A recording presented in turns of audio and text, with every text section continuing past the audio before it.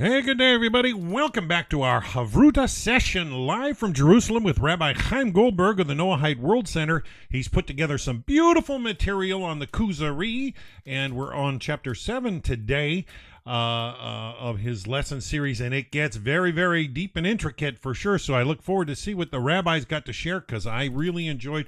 I published my discussions on Tuesdays with my Chavruta partner who's in Paris, France, and I'm in British Columbia, Canada.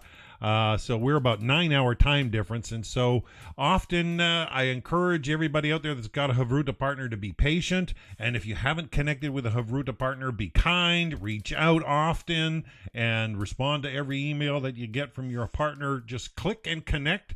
Be real, and you'll find it's easier to connect that way for sure. So let's just jump right in and say hello to the rabbi. Good evening, everybody. Hope everybody is feeling well. By us in Israel, we have a war. It's not easy, but hopefully things will be better. Before I'm starting, I want to ask Tiferet. Good evening, Tiferet. Good to see you. Let me pin you. Everybody can see you now. Tiferet, please. You want to share, ask things? You have the stage. Okay, hi. I just wanted to pop in to say hello. It's been a while since I've come to say hi on this platform. As Rabbi Chaim Goldberg said, we in Israel are going through quite a challenging time, but it's really strengthening to see everyone come together to study together. And I just wanted to say that I'm still here behind the scenes. If there's anything that you need or any question, if it's to do with the Chavruta or the study material, I'm available. I think you've got my email. So that's just a quick hello from me, and wishing you a wonderful lesson together. Okay, thank you very much. Again, you can chat with Tiferet, and you can send also emails. She's there. She's behind the scenes, but she's helping a lot. And applause. Great. Good to see you, and good to see everybody. With your permission, if it's okay, I want to dive inside. Now, tonight, I'm warning all of us. It's a bit, we need to think a bit, okay? We need to use our brain to discuss the issue of tonight. And I will say something up front. We're going to see tonight, I think, the main difference between the philosophers and the brain, the ideas that we have, whatever it is, and the different dimension of the prophecy. Those are two different ways of thinking, and we want to put them one upon each other, one against each other, to understand them in a profound way. So with your permission, we will dive inside. Everybody is muted. Everything is fine. Excellent. We're in session 7. At the end of this meeting, I will also put up session 8 for next week. And let's start. We skipped a bit, but it's much more important, the things that we're going to learn tonight. And I skipped things that I want to be more exact with the things that we are doing. So with your permission, Dan, I'm asking you to read number 67, please. Just number 67. The rabbi responds to Al-Kuzari. He says, there is an excuse for the philosophers, being Grecians. Science and religion did not come to them as inheritances. They belong to the descendants of Japheth, who inhabited the north, whilst that knowledge coming from Adam and supported by divine influence is only to be found among the progeny of Shem, who represented the successors of Noah and constituted, as it were, his essence. This knowledge has always been connected with this essence and will always remain so. The Greeks only received it when they became powerful from Persia. The Persians had it from the Chaldeans. It was only then that the famous Greek philosophers arose, but as soon as Rome assumed political leadership, they produced no philosophers worthy of the name. with your permission, I want to understand what exactly is his claim. Now, again, let me ask you to open the chat, okay, and try to write down exactly his claim. What exactly is he claiming? Why, with all of the respect that we have to the philosophers, we can't learn from them too much? Because what he's writing down here. Please try to be exact with one sentence.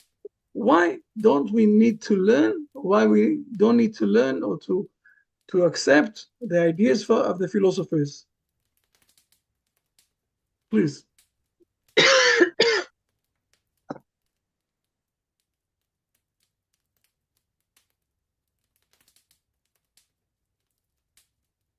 Please don't hesitate on the chat. Everything is fine.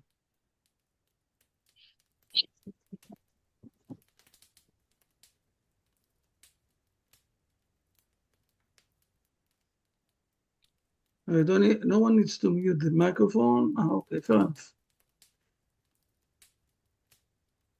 It's an interesting answer, Melinda, but it's not the answer that I asked for.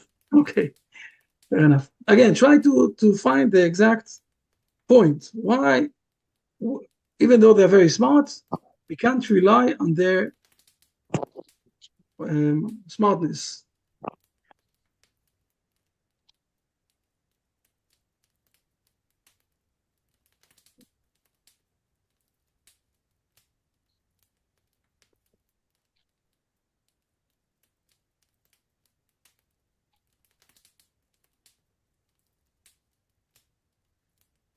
Whoa, Shayla, whoa, okay, I see. First of all, you're giving, people that wrote here are giving very good answers. Only from the Shem, the tradition. The Greeks come from the Jethet. As not that, okay. So you're writing the right words and everything is fine. And basically what he's saying is that we can't rely on the philosophers because they didn't inherited the smartness or the right wisdom from God. They are not from the right thing. By the way, it's interesting that he's saying that they took it, the old Greeks, they took it from the Persian. Okay, they took it from the Greeks only received it when they became powerful from the Persian. So they took it from the Persians. This is what he is saying. And the Persian took it from the Jewish people, the Hebrew people that came to them. And this is his claim. Now, before we will continue, I think the main question now is, can we judge wisdom only from the source that we got it? Let me explain the question, okay? The question is very simple and very tricky, okay? I think that we said more than once that wisdom is something that is a very general. It's not related only to white people, to black people, whatever it is. As I said always, the most simple example that I can give, 2 + 2 will be 4 in all of the languages. And all of us are learning mathematics in our own language, okay? In grade 8, we are learning things of Thales. In grade 9, we're learning things from Aristotle, you know? Those are things that we are learning all over the world. And I don't understand why, if the Greeks didn't get the wisdom from Shem, okay, why is their wisdom is weak, or we can't rely on their wisdom? And this is what Kuzari is asking in 68, you see.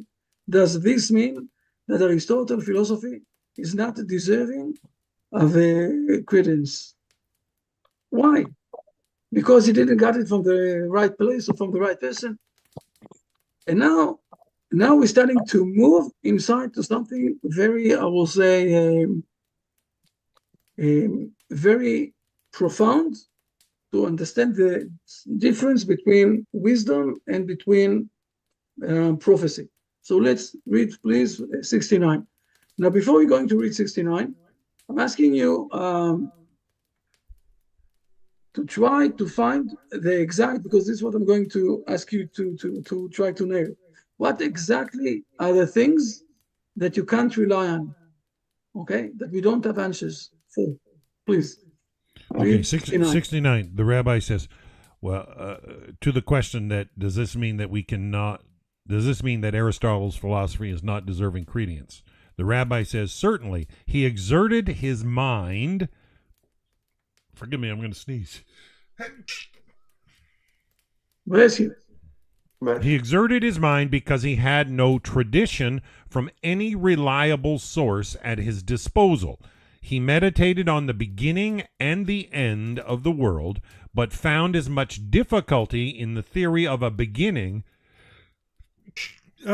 as that of eternity. Finally, these abstract speculations which made for eternity prevailed, and he found no reason to inquire into the chronology or derivation of those who lived before him.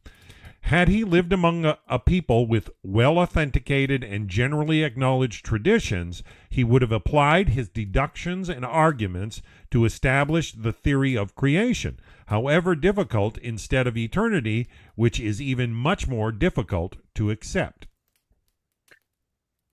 What is the main point that we have no answer for? Write down on the chat, please. What is the main point that we don't have any answer for?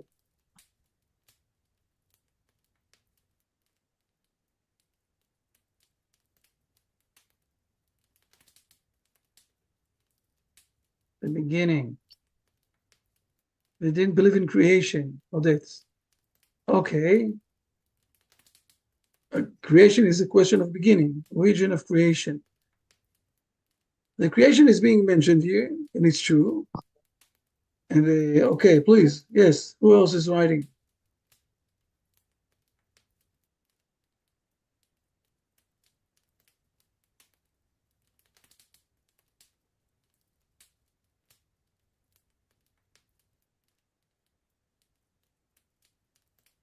I'm not sure, Martina, that I understand exactly what you said. Without the prophets, we don't have information about the creation, relying on their own minds. It's true, Ale, it's true that they're relying on their own mind, but I'm asking, what is the point that you don't have any answers for with your own mind? Okay? Now, people wrote down here. People wrote down very nice and very clear, okay? The creation is something that we don't have any proof to this one or to the other side. Now, it's not me who's saying it, okay? First of all, the Kuzari is saying it. Okay? Rabbi Levi is saying it. Go for a moment to Immanuel Kant. We all know the Immanuel Kant, big philosopher, right? The German philosopher Immanuel Kant. He's saying that there are four things. He's calling it the antinomia of the reason. We don't have any proofs of creation, and we don't have any proofs of the world was always. We can't force, or we have a lot of proofs to this side or to the other side, and we don't have really something that will force us to believe in the one side or in the other side. By the way, he's saying that there are four things like that. One of them is also, do we really have free will? Because when you will look, for example, on all of the worlds, nature don't have any, the laws of nature are very strict. They don't have any free will. Only the human have some sort of imagination that he have free will. And again, he's saying the same thing. You don't have any, proofs to this side or to the other side. The same thing with the creation. The creation doesn't have any proof that the world was created. You don't have any proofs that the world is new, okay, has been created. And the reason is very simple. There was no man who saw the world before the world was exist. So we don't have any proof to anything of those things. And this is what the Kuzari will say. Is there any deceived proof, okay, for the issue of the creation? And now we're coming to one of the most important sentences that we all must acknowledge. It's totally different from other religions. I will say it like that, okay? The first, and let me move you a bit so I won't hide it, okay? Where could we find one for, sorry. Yes, but read it until here only, okay? Here it is, please. Okay, 71. The El-Kuzari had asked in 70, is there any decisive proof? The rabbi says, where could we find one for such a question? Heaven forbid that there should be anything in the Bible to contradict that which is manifest or proved. Very big point. Okay, I think that this is one of the sentences that you need to grasp it and to know it and to knowledge it and to say it by heart. Again, we have, in principle, in the Hebrew tradition, we need to use our brain, and we are doing distinguish or differentiation between questions that we don't have any proof to any side, and other questions that we can prove. And then the science is something that we need to rely on. And when I'm saying the science is something that we need to rely on, we're speaking about the science that we have in our days. I think I said it once, okay, and I will say it again. Today, we are explaining the move or the stars and how they're moving with a gravity force. But after all, if you will ask yourself, we can't really prove it. This is logically something that we can explain. We are explaining it logically. Before that, the science was sure that the world is standing and the rest of all of the other stars are moving around. How exactly? They had a different explanation. They had a different explanation for everything. Who said that this explanation is better than the other one? For us today, we're saying something, that is reasonable for us. And we are laughing. We are saying that there were people, in the old days, there were people that didn't understand anything. But I don't know, maybe another 200 years, someone will stood up. And with all of the science that there will be then, we will all laugh. They will all laugh at us that we thought that it's the gravitation, the gravity that is moving the stars. I don't know. We have a few questions that are bigger than us, and we don't really know how things are working, functioning, and we don't really know how exactly the world started, and we don't really know if we do have a freedom of choice. There are a few things that we don't have the full explanation for those things, and we have proofs to each side. Therefore, we need, on one side, to use our brain, and on the other side, to remember that there are some sort of limits to the brain. Now, please read the end until of 71, till the end, please. On the other hand, it tells of miracles and the changes of ordinary things newly arising, or changing one into the other. This proves that the Creator of the world is able to accomplish what He will and whenever He will. The question of eternity and creation is obscure, whilst the arguments are evenly balanced. The theory of creation derives greater weight from the prophetic tradition of Adam, Noah, and Moses, which is more deserving of credence than mere speculation. If, after all, a believer in the law finds himself compelled to admit an eternal matter and the existence of many worlds prior to this one, this would not impair his belief that the world was created at a certain epoch and that Adam and Noah were the first human beings. He's saying here a few things, and I want to be exact, okay? Point number one that he is saying, that we don't know if the world was eternal or the world was created. We don't really have an answer for this point. He's writing this down 400 years before Immanuel Kant is proving that we don't have any proof to any side. It took the world 400 years to adapt this idea, logically. Point number two that he is saying, that we prefer that God created this world because Adam told us, and because we also heard it in the Ten Commandments. God told us that we need to to keep the Shabbat, because God created the world in 7 years, and on Shabbat he started because he created the world in 6 days, and he stopped on Shabbat. So this is why we prefer that. Still, there's another thing. If you will go today, look, he's writing those things 850 years ago. Today, we have in the science proves that some of the things here were 50,000 years ago, and even earlier than that. And he's also answering for that. What is he saying in his last sentence? If someone who believes that God created this world, you will say to himself that there were worlds before that. Everything is fine, okay? And still we will say that this specific world was renewed, and it started from Adam and Eve. We're starting to see that we can live with everything, also with the science, and also with the idea that the world was created. It's one thing for sure. All the miracles that happened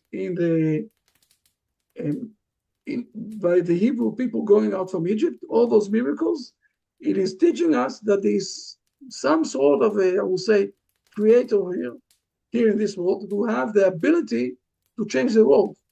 Now, if you will think about this for a moment, reasonable, in the Bible, we have chapter 1. In chapter 1, we learn that God created the world. He basically did miracles. He said there will be a light. There wasn't a light before. Suddenly he's saying, in a miracle way, there will be a light. In the second day, he's saying, let's do a differentiation between the water and the ground. And he's doing something there in a miracle way, that there's a differentiation. In the third day, he's also doing miracles. He's doing miracles, all of them, days of creation. In the seventh day, he stopped doing miracles. And since then, we have the nature, with the laws of nature, in a very strict, they're not moving, except for when he came out from Egypt, or the Hebrew nation was supposed to go out from Egypt, except for a few miracles that we have in the Bible, and maybe also some miracles that happened in other eras of the world. But usually, everything here is very strict. Everything here is working only through the laws of nature in a way that we can predict how exactly an airplane with 60 tons of metal will go up to the air, because we know exactly how to use the laws of nature. Everything here is very exact. So we do understand that there is also someone here who did all sorts of miracles. On the other side, we know that everything is working on the same way. We don't want to lose the possibility of thinking. Okay? We don't want to have contradiction between, it's just the opposite with a sentence like, if you ask too many questions, you don't believe enough. No, we do believe more and more, as more that we ask questions and we're using our brain. Then we managing to exact or to be more defined with knowledge. And what is the problem is that when we grow up, we learn a lot of other things. We have more experience in life. And then things that we were told when we were 5 years old, it's not capable for giving us life now with I will say with faith. So what are we trying to do? We're trying to find other answers. Let's grow up. We know a bit more about the world. We know a bit more about science. Now let's try to understand the belief that we have with we grew up. Now we're not 5 years old. We're already 25 years old. Now we're not 25 years old. We're already 45 years old. As long as we are growing up, our brain, and we're starting to see the world in much more, I will say, experiences that we have. And we're learning the world also with a lot of sides. And we want also to grow up with our faith. And we can't live in a contradiction between science and faith. Okay? This is basically what it says. Let's continue on, because unless you have any question, let's continue on for more.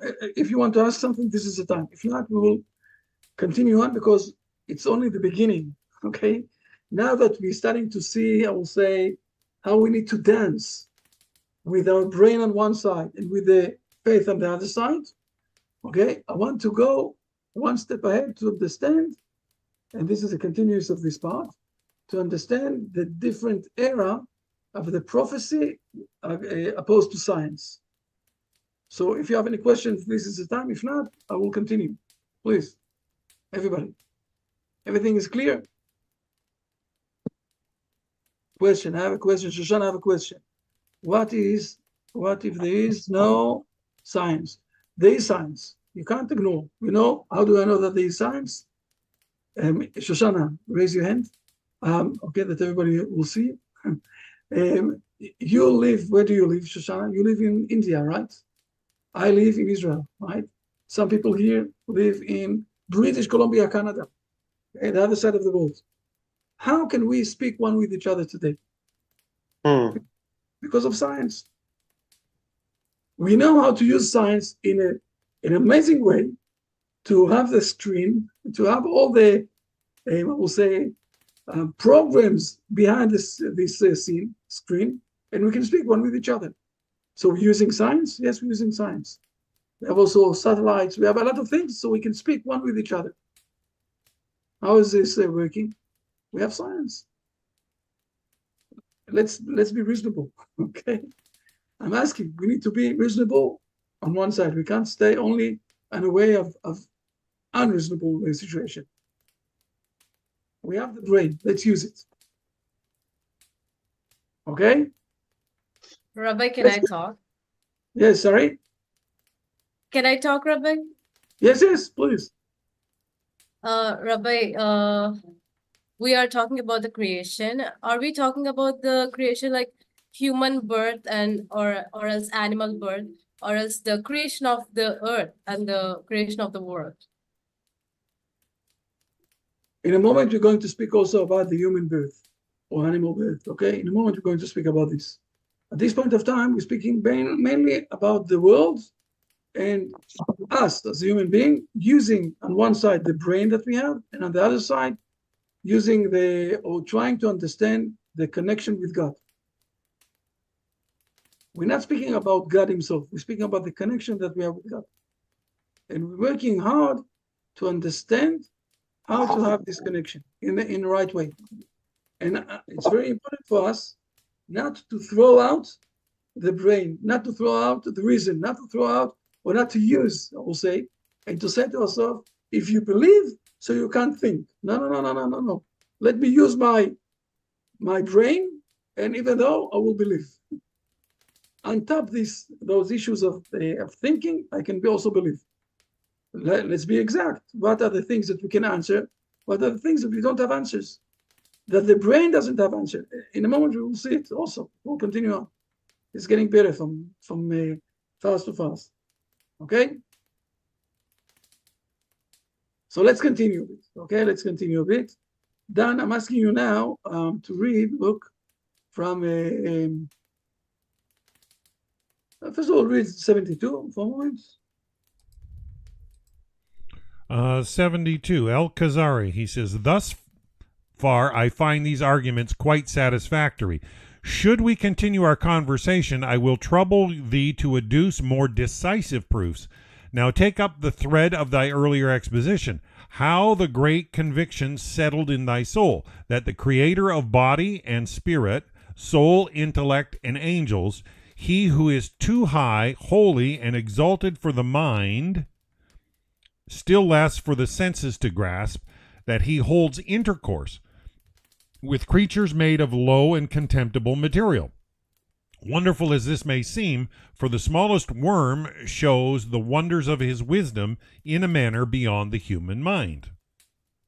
So let's move aside for a moment. Let's not read the last sentence, okay?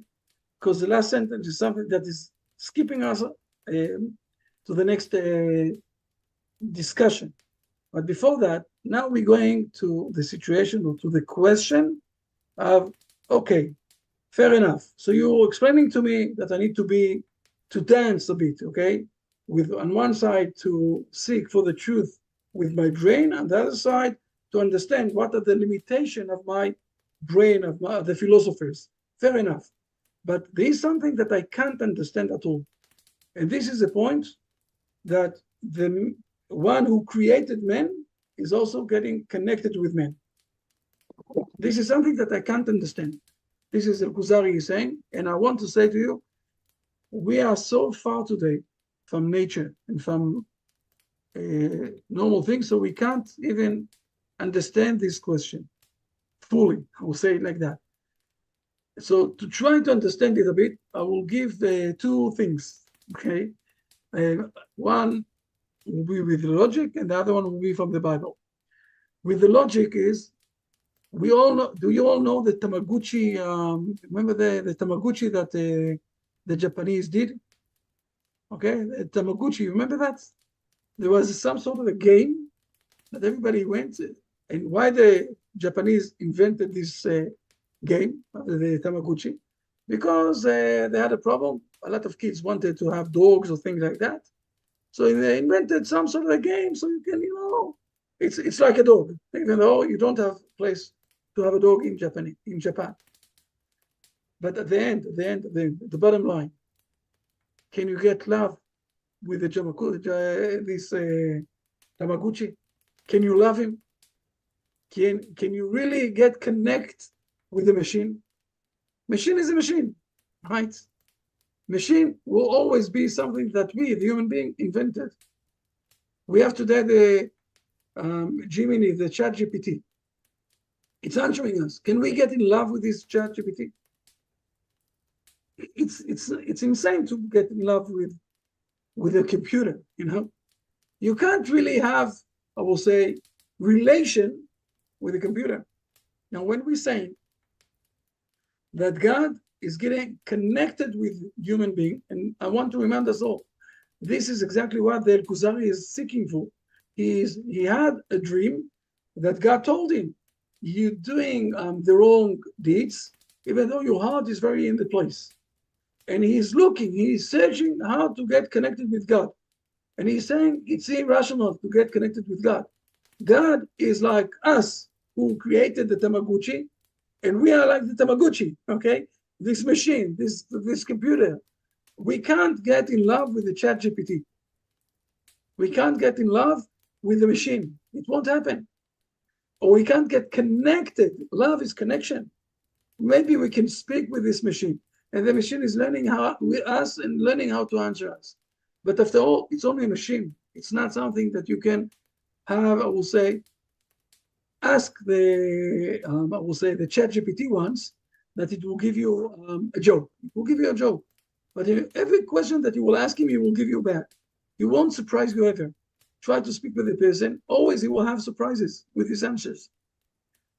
We can't get in love. We can't get in connection with something that is a machine. And on the same level, God can't get in connection with us who created us. I want you to understand the profound question of the Kuzari. If God created us, so he can't have really deep, profound connection with us. This is the main question, and this is what the Kuzari is searching for. He is thirsty for getting connected with God. Now, let me show you for a moment. There is a very important verse that I'm showing it from time to time. And the verse is in Genesis, where, just want to look everything.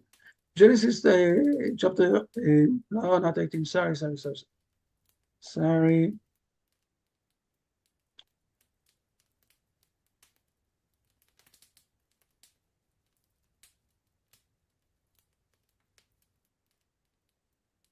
Sorry, 19, I'm sorry.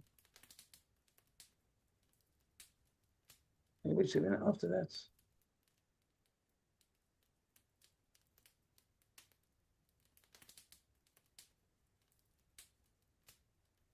Here it is. Abimelech is taking Sarai. Okay, can you see the screen, right? You can see the screen? You can see my screen. Abimelech is taking Sarai, and please read verse number 7. 7. And now return the man's wife, because he is a prophet, and he will pray for you, and you will live. But if you do not return her, know that you will surely die, you and all that is yours. We see in this verse that prophecy and praying are two sides of the same thing.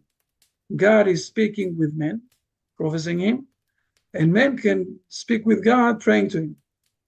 Who is praying according to the Bible? Only the prophets. In the Bible era, the prophet was praying. If you needed something, you went to the prophet.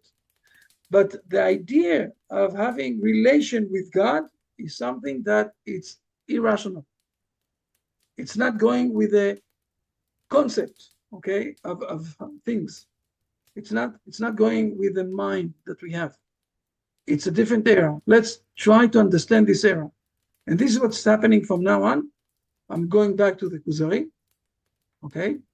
And look how Rabbi Yehuda Levi is twisting here the story and answering this question. So for that, let's read again the last verse, the last sentence of the 72, please.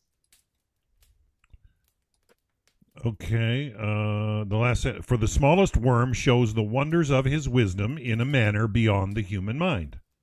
Well, first of all, he is saying here something very tricky. For us, we are feeling very strong and very everything, very big, very wisdom, whatever it is. But after all, go to the smallest worm, go to the ant, go to the smallest things that we have, and there is a lot of wisdom there inside also. A lot of wisdom, today with the science that we search and everything else. And this is basically the opening to start to realize, to understand. And now we're going to read for a moment, okay, until 81. And I want you to concentrate and then to answer me what exactly his answer, and is he giving, I will say, a rational answer to how the world is functioning, okay? He is giving an answer now. So let's go. How exactly can we say that God is relating with human being? Please, 73. 73. The rabbi said, "Thou hast forestalled much of my intended answer to you. Dost thou ascribe the wisdom apparent in the creation of an ant, for example, to a sphere or star, or to any other object, to the exclusion of the Almighty Creator, who weighs and gives everything its due, giving neither too much nor too little?" Kuzari says this is ascribed to the action of nature. The rabbi says, well, what is nature? Kuzari says, well, as far as philosophy teaches, it is a certain power, only we do not know what it really is. No doubt the philosophers know. And the rabbi says, well, they know as much as we do. Aristotle defined it as the beginning and primary cause through which a thing either moves or rests, not by accidents, but on account of its innate essence. Al-Kuzari says, well, this would mean that the thing that moves or rests on its own account has a cause through which it moves or rests. This is nature. And the rabbi says, this opinion is the result of diligent research, criticism, and discrimination between accidental and natural occurrences. These things astonish those who hear them, but nothing else springs from the knowledge of nature. Can you scroll it up a little? Let's read it till the end of 81. Okay, 80. All I can see, Al-Kuzari says, is that they have misled us by these names and caused us to place another being on par with God. If we say that nature is wise and active, speaking in their sense, we might even say possessed of intelligence. And the rabbi says, certainly. But the elements, moon, sun, and stars have powers such as warming, cooling, moistening, drying, etc., but do not merit that wisdom should be ascribed to them, or be reckoned more than a function. Forming, measuring, producing, however, and all that shows an intention, can only be ascribed to the all-wise and almighty. There is no harm in calling the power which arranges matter by means of heat and cooling, nature, but all intelligence must be denied it. This is so key. Yeah. So must the faculty of creating the embryo be denied to human beings, because they only aid matter in receiving human form from its wise creator. Thou must not deem it improbable that exalted divine traces should be visible in this material world when this matter is prepared to receive them. Here are to be found the roots of faith as well as of unbelief. Very important. So before we will continue on to the next stage, I want us to please answer again. Go to the chat. You can also, if you want, also then to say a sentence, but go to the chat. In one sentence, try to explain how the philosophers, very smart people and everything, and we have admired them and everything else, how the philosopher misled us along history, that we acknowledge all the professors, but there is something they're very tricky that they're not telling us. What exactly is the thing that they are not telling us? There is something there when they're teaching us that they are not telling us.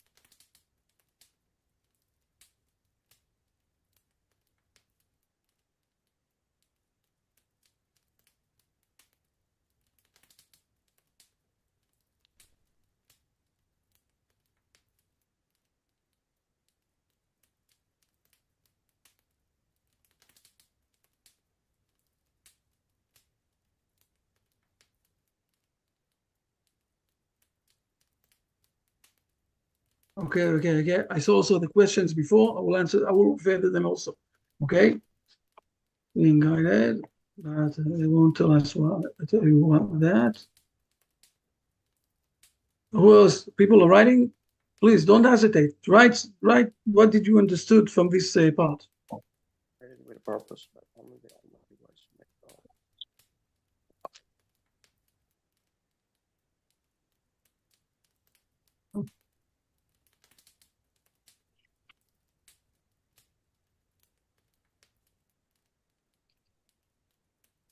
Don't hesitate. Try to answer. What exactly the philosophers, the scientific, or say academic world, all the professors, all the doctors, is something that they're not telling us. They are hiding from it.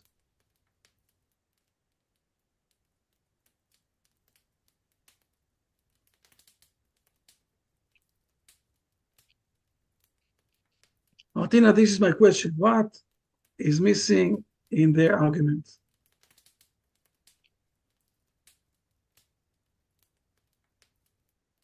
Oh, Chenzo, very nice. Oh,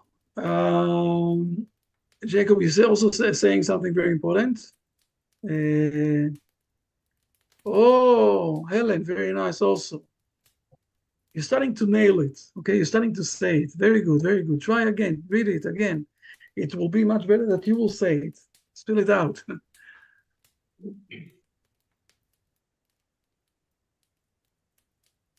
Anyone else is writing? Can I say something? Oh, you finished writing, everybody. Anyone else is writing? Yes, Duncan, please. Alex.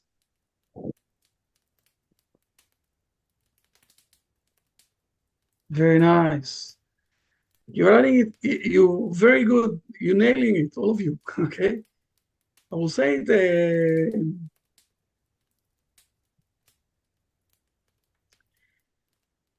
Let me explain this like that. Okay. The whole world, or I will say the whole scientific world, who is searching the world from observing the world. Okay. How is the scientific world is working? We have 5 sensors, and we are observing the world, and we're deciding all sorts of things. We're saying to ourselves, here we can see a law of nature. It's working like that. And the world that we are observing, we can explain, I will say, after observing it, a rule that is working. But we don't have, I will say, the reason of the rule. Why? We can explain it only what is happening. What doesn't have any intelligence in behind. Go to the human being today, to us, okay? When we, as human beings, we can give different explanation why we're doing things, even though we're doing the same thing.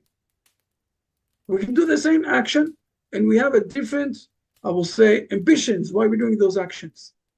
And this differentiation between the ambition that we have, the insight why that we have, can bring us or can lead us to different actions also. So this thing of the why, the science can't give us. Why is it that the sun is heating and not bringing any cold?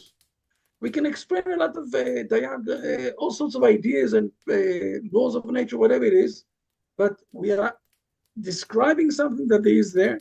But who decided that the sun is going to warm this world? God. He had decided to put there the warm. Why? Because he decided this is where the warm is and the water will be cold. This is what he decided. Do we have the reason behind the sins? No. No, unless we will speak with him. until the moment or until the time that we will speak with God, we have no explanation for the why the laws of nature are functioning in this way. Because the laws of nature doesn't have any reason in behind them, any intention in behind them. It's only a function of a situation. And what he is doing here, okay, what he's doing here, he's doing something amazing.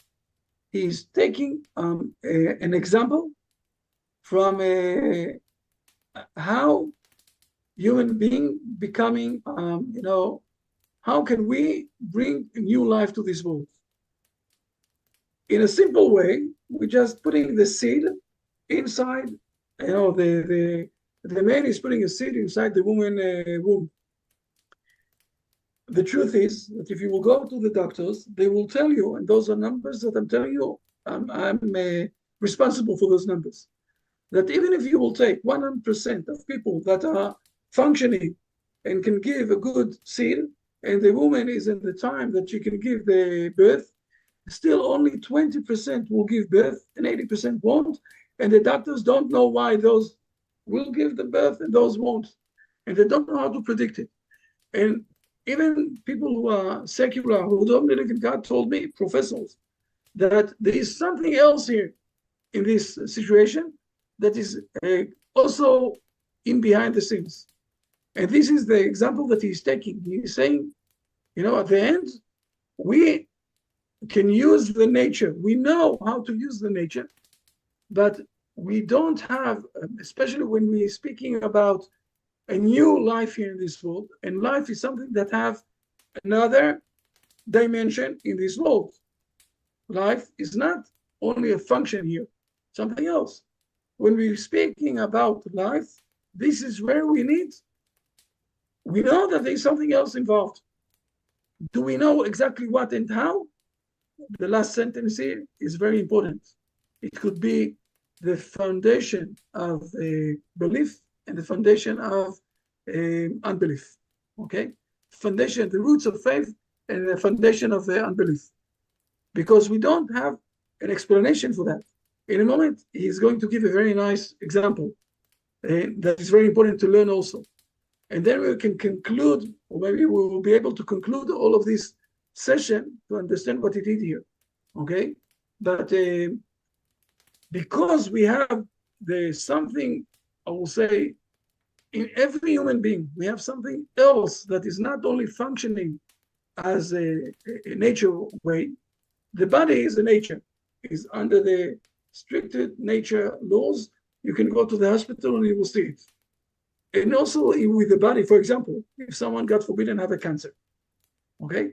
So we know today there are something like 329 sorts of cancers. I don't know if you know that, okay? Something like that. Maybe it's already 332, something like that. 330. So all sorts, kinds of cancer. Each one of them needs a different way of fighting against it. And we know in the laws of nature, for the body how to do it. But it's also, there's another thing there with side, I will say, someone who is God forbidden needs to fight the cancer. Does he have belief within himself that he will fight and he will manage or not? Those who don't want to fight, you can't force them. And then it won't help that you will do all sorts of technical things. There's something else there in the human being that we understand that we have there that is much bigger than just the laws of nature. And this something else, we don't know exactly how to define it. We're saying that it's a soul. It's a spark of God. Fair enough. But there is something else here. So if you're asking us, we are observing the laws of nature, and we're deciding to define a lot of things, can we really explain how exactly God is speaking with us? We don't have the explanation. But there is some sort of explanation how to have it. And this is where it's a bit long, the 83, but please, Dan, read the 83 and see how an amazing, I will say, explanation when something is, I will say, giving the foundation of faith and of certainty. Let's use the word certainty. Or you can be in a way of not believing. Please read 83. Okay, can you Listen to scroll the down a example. little? You're too high for me on screen. I can't see the It 80. is. Okay, the 83. Okay. These conditions which render man fit to receive this divine influence do not lie within him. It is impossible for him to gauge their quantity or quality, and even if their essence were known, neither their time, place, and connection nor suitability could be discovered. For this, inspired and detailed instruction is necessary. He who has been thus inspired and obeys the teaching in every respect with a pure mind is a believer. Whosoever strives by speculation and deduction to prepare the conditions for the reception of this inspiration, or by divining, as is found in the writings of astrologers, trying to call down supernatural beings or manufacturing talismans, such a man is an unbeliever. He may bring offerings and burn incense in the name of speculation and conjecture, whilst he is, in reality, ignorant of that which he should do. How much, in which way, by what means, in which place, by whom, in which manner, and how many other details, the enumeration of which would lead too far. He is like an ignoramus who enters the surgery of a physician famous for the curative power of his medicines. The physician is not at home, but people come for medicines. The fool dispenses them out of the jars, knowing nothing of the contents, nor how much should be given to each person. Thus he kills with the very medicine which should have cured them. Should he be by chance have effected a cure with one of the drugs, the people will turn to him and say that he helped them, till they discover that he deceived them, or they seek other advice and cling to this without notice that the real cure was effected by the skill of the learned physician who prepared the medicines and explained the proper manner in which they were to be administered. He also taught the patients, can you scroll up, Rabbi? He also taught the patients what food and drink, exercise and rest, etc., was necessary. Likewise, what air was the best, and which place of repose, like unto the patients duped by the ignoramus. So were men, with few exceptions, before the time of Moses. They were deceived by astrological and physical rules, wandered from law to law, from God to God, or adopted a plurality at the same time. They forgot their guide and master, and regarded their false gods as helping causes, whilst they are in reality damaging causes, according to their construction and arrangement. Profitable on its own account is the divine influence. Hurtful on its own account is the absence thereof. Basically what he is saying, first of all, look good that you will see that he didn't give an answer, or I will say it differently. Can we explain exactly how God spoke with men or how God is speaking with the human being? The answer is no. But we know that us searching and trying to observe and to decide how exactly we can get close to God from our side, it's like this foolish person who went inside and started to give all sorts of medicines without understanding exactly how to do that. On the other side, when God spoke with us, did he give an answer how? The answer is no. He never gave an answer how. How can we explain that God is speaking with us? We don't know. It's a fact that he did it in the 10 Commandments of Mount Sinai. Okay? It's even a fact. So tell me, so it's only for the Hebrew people? No. Let's go to Genesis, okay, chapter 1. And let's see, in Genesis chapter 1, straight after God is creating the human being, straight after, okay? The next verse will be that God spoke with him. Okay, this is the normal way that God is speaking with us, with the human being. Okay, let me show you this. Read 27 and 28, please. Chapter 1 in Genesis. Before the Hebrew nation was here. 27, yeah, Genesis 1:27. And God created man in his image. In the image of God, he created him. Male and female, he created them. And God blessed them, and God said to them, be fruitful and multiply, and fill the earth and subdue it. Rule over the fish of the sea, and over the fowl of the sky, and over all the beasts that tread upon the earth. We have the first verse that we say, after God created man, he spoke with him. Now, if you look careful in the Kuzari, what we've learned, and I'm summarizing in a few sentences, things that you wrote, okay? Nothing that I did by my heart, okay? By myself. Basically, we've learned here two main points. Point number one that we saw is that when we're observing this world and we're trying to understand this world from our perspective, we won't have the possibility of understanding how God is connected with us, and we are also very limited. There are a few questions that we don't have the answers for. And okay, if the world was created or the world was always, this is one question we don't even Immanuel Kant said that we have 4 questions like that. There are a few questions that we don't really have the answer. This is point number one. Point number two, we don't have also the answers how exactly to get connected with God, because it's irrational to get connected with God. And the Kuzari didn't give answer.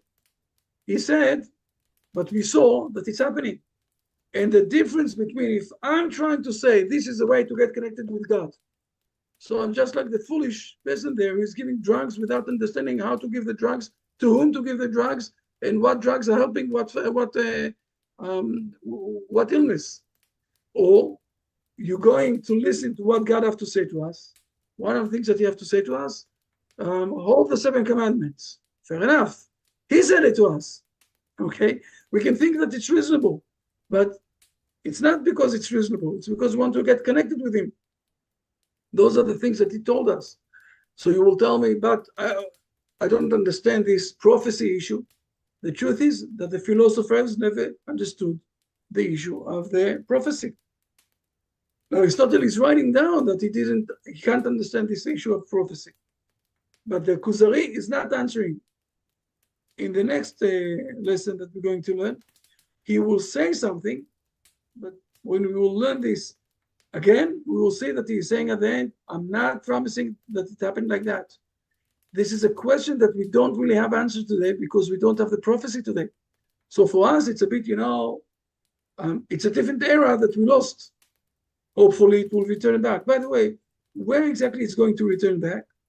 In Jerusalem, in the place of the Temple Mount. Now, who is against that we will return back to the prophecy? The Arabs in their faith, the last prophet was Muhammad. So I'm not saying that they're doing it in a rational way, but I will say in the subconscious of their life, they are against that we will come back to Jerusalem. This is why they're fighting us against Jerusalem, that we won't come back to Jerusalem.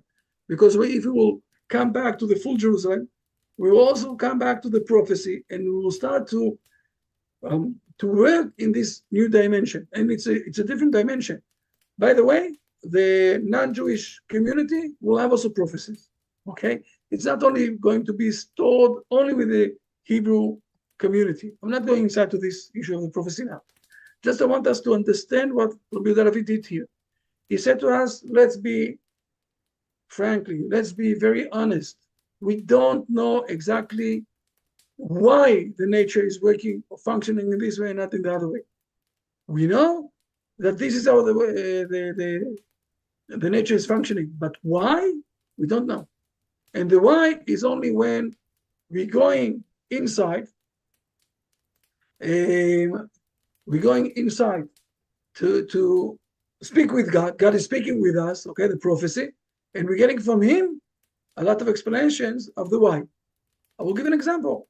God is saying to us, to the Hebrew nation, if you won't hold my rules in this country, in this era, in this region, I will send you out to an exile. It's not related to the question of, nature. It's a different explanation. We're looking at things in a different way. Fair enough. We can go inside to this issue. It's a big issue. So, but this is something that I want us to realize. I will say it like that. And this is what Rabbi David is teaching us today, or the things that we saw today, with the things. If there are any questions, I have a few minutes. More than lovely to answer questions. Yes, please. Angelica, you're more than right. We have a soul that is from God, and this is living.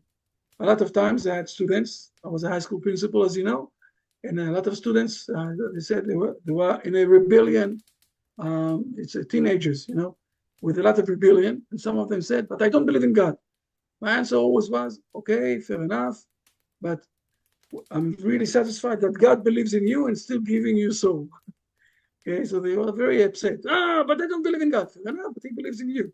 Okay, he's giving you soul and he's still alive. But this is, it's not the tricky answer, it's the true answer. But a lot of times we are trying to have differentiation and rebellion from our soul.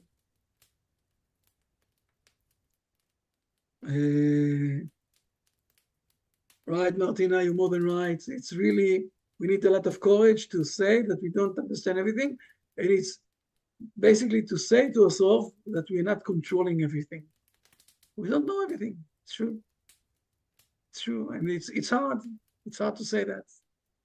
But go off to people, okay, that got pregnant, families, without trying, or that they didn't want to get pregnant, and suddenly they got pregnant, even though they had all the reasons why not to get, and they did a lot of medicines. But it happened more than once in this world. Why? Because we're not controlling everything. A simple example, but it's true as an example. We have also the vice versa. Okay, people want to get pregnant and can't. Yeah, but it's much easier to share, or to solve it, to see this in the places where people didn't want to get pregnant and they got pregnant. A family is not. I'm not saying outside from a family situation. We're not controlling everything. Or they wanted to get pregnant and suddenly they had twins instead of one. Things like that. Not always everything we are deciding in life.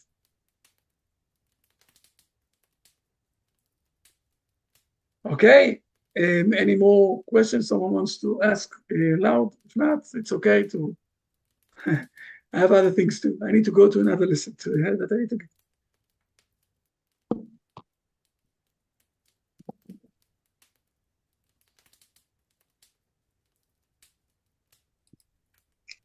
Well, thank you very much, Rabbi. Beautiful lesson. I think a very, very deep lesson. It provokes a lot of thought for sure. But I find humanity is so prone to tunnel vision as error, and we get fixated on something. This is the way it is, and we may be incorrect.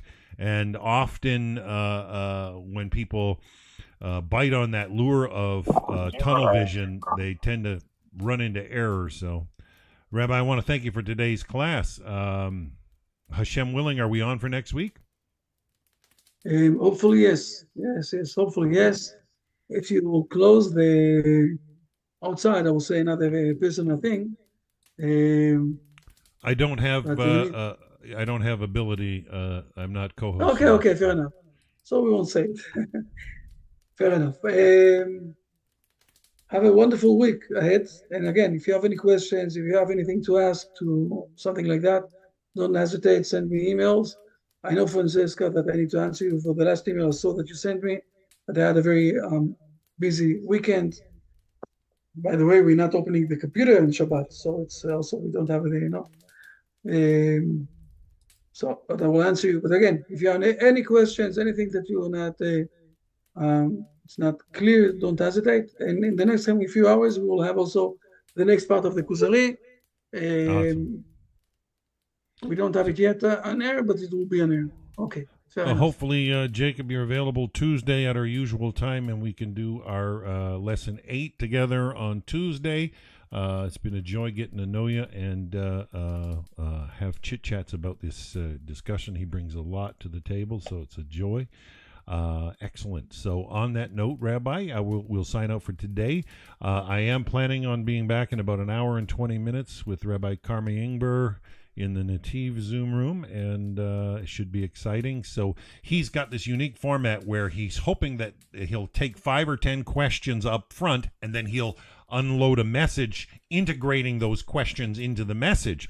So very, very interesting format. If you've got a question that's irking you, and write it down and be prepared to bring it up at the beginning of the session, and hopefully he'll expound the lesson with everybody's questions being answered. Exciting.